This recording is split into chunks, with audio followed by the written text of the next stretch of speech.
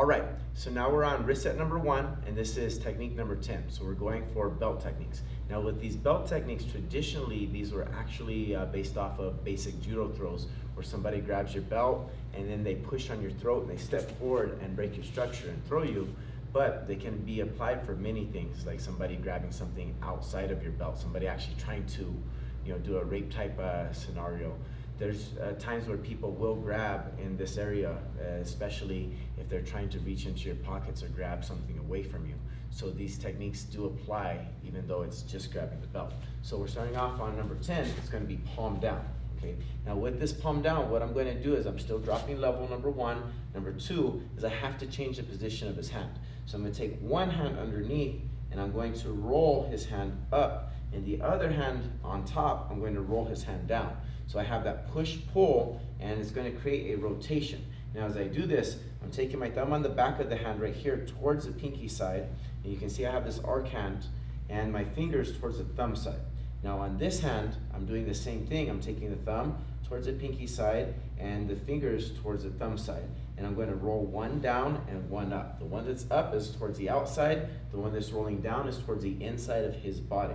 So it's here, 1. Okay, now when I do this, I want to try to get grips around that thumb. So it's 1. And see how my fingers are wrapping in on his thumb. Okay, right here this way, and I'm keeping a compression.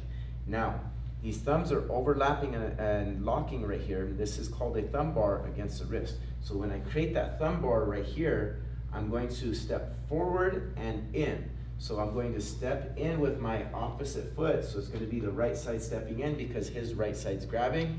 And I'm going to stomp in and lower my base. And what this does is put that pressure on that pinky towards his face, and it's doing a compression lock as I'm moving in too. So on the other side, you can see it. It's the same thing. I'm making sure I get my base, and then I lower and turn. And as I lower and turn, I want to make sure that I get my thumbs up and form this locking bar right here on this side of the hand. It's going to be the pinky side of the hand.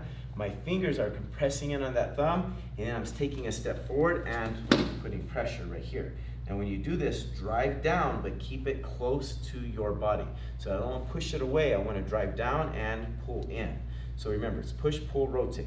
So I'm pushing down, pulling in, and then rotating down, and that's what's causing the pain on the wrist. So at speed, it looks like this right here. 1, 2, and this one is going to set up number 11. So this is wrist set number 1, technique number 10. Thank you very much.